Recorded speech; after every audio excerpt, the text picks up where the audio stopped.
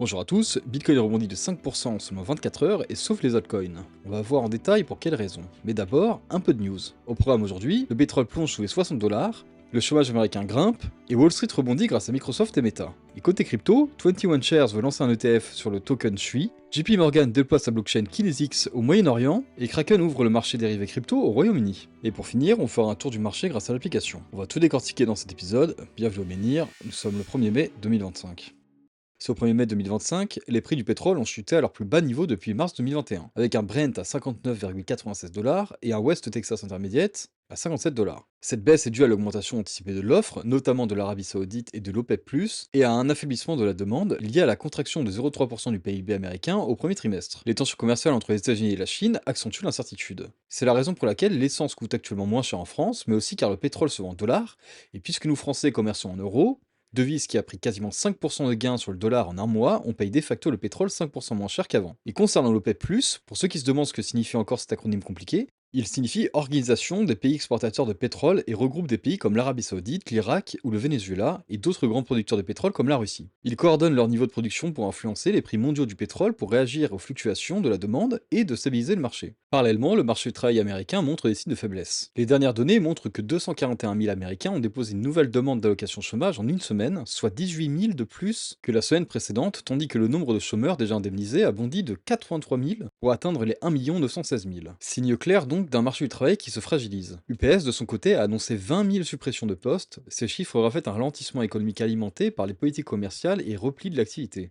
Mais cela dit, une hausse du chômage pourrait nous être bénéfique, car comme je l'ai dit depuis quelques vidéos, si le chômage augmente, la Fed sera mise sous pression pour baisser les taux et donc ressortir la machine à billets. Et c'est ce qu'il semble se passer, car les analystes estiment actuellement que le taux du chômage aux États-Unis ne devrait pas diminuer, à noter qu'actuellement le taux du chômage est de 4,2% pour le mois de mars. En dépit de ce contexte, les marchés boursiers ont progressé grâce aux solides résultats de Microsoft et Meta, Microsoft ayant gagné 8,5% en préouverture, porté par la croissance de sa division cloud, et Meta grimpé de 6,5% grâce à des bons revenus publicitaires. Ces performances ont permis aux indices comme le Dow Jones, S&P 500 et Nasdaq de clôturer en nette hausse.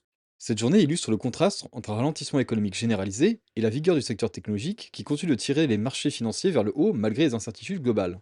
Concernant la crypto, d'abord, la société 21 Shares a déposé une demande auprès de la SEC pour lancer un ETF adossé au jeton SHUI en partenariat avec le réseau SHUI. Ce produit permettrait aux investisseurs d'accéder à SHUI via un véhicule réglementé et sans gérer directement de la crypto-monnaie. Cette initiative s'ajoute aux projets similaires de Grayscale et de VanEck, illustrant un intérêt institutionnel croissant pour les blockchains comme SHUI. Si l'ETF est approuvé, cela renforcerait la légitimité des actifs numériques dans les portefeuilles traditionnels. Dans le même temps, JP Morgan a annoncé l'extension de sa plateforme blockchain Kinesis au Moyen-Orient et en Afrique du Nord. 8 grandes banques de la région utilisent déjà Kinesis pour des paiements interbancaires plus rapides et transparents. Cela illustre la volonté des banques de moderniser les paiements transfrontaliers grâce à la blockchain. Enfin, Kraken a lancé une plateforme de dérivés crypto pour les investisseurs professionnels au Royaume-Uni, son deuxième marché. Cette offre permet un accès réglementé à des contrats à terme et autres produits financiers sur crypto-monnaies, répondant à la demande croissante des institutions pour des instruments sophistiqués. Ces annonces montrent que l'intérêt grossit de jour en jour pour la technologie blockchain et surtout les stablecoins. On ne parle pas de pur intérêt spéculatif, mais réel intérêt technologique et une réel impact économique et sociétal. La blockchain et les plateformes d'échange crypto permettent d'optimiser les échanges monétaires tout en gardant un avantage sécuritaire.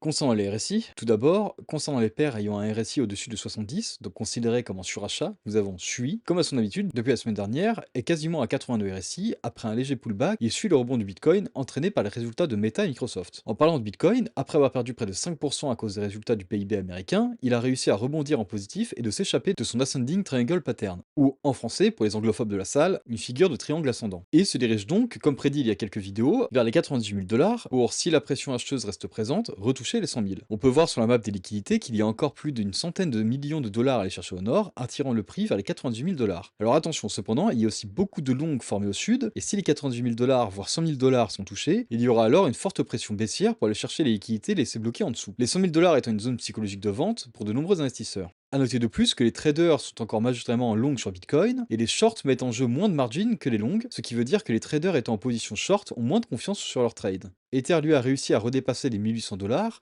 et est en direction pour casser les 1900 avec un RSI de 59, signifiant qu'il commence à chauffer. Sol dépasse les 150 dollars et se prépare pour aller tenter les 154 avec un RSI de 63. Et j'ai pour habitude à ce moment-là de lister les paires en dessous ou dans le palier des 52 RSI qui forment un rebond, mais là, quasiment toutes les paires en forme. Donc si vous cherchez un bon plan, n'hésitez pas à les checker là pour trouver un pattern qui vous plaît. Et pour finir, nous avons un RSI moyen en hausse de 58,2, ce qui montre que le marché est en pleine hausse. Tous ces signaux, je les suis via un outil que j'ai codé moi-même, Menhir. Il te permet de suivre actuellement plus d'une trentaine de paires listées sur Binance. Tu peux facilement voir grâce à un système de cartes des informations de base comme le prix actuel, minimum et maximum de la journée, le volume, et deux chartes dont une interactive dans son dos. En quelques secondes, grâce à son filtre, tu peux voir les paires considérées par le RSI comme surachetées ou survendues. Tu peux aussi regarder si le market cap d'une paire est supérieur ou inférieur comparé à son dernier bull run en comparant le market cap actuel et le market cap de son all-time high. Attention néanmoins, aucune de ces informations ne sont des conseils d'investissement. Mais cependant, si ces informations t'intéressent et si elles peuvent t'aider dans ton investissement ou ton trading, c'est gratuit, le lien est en description.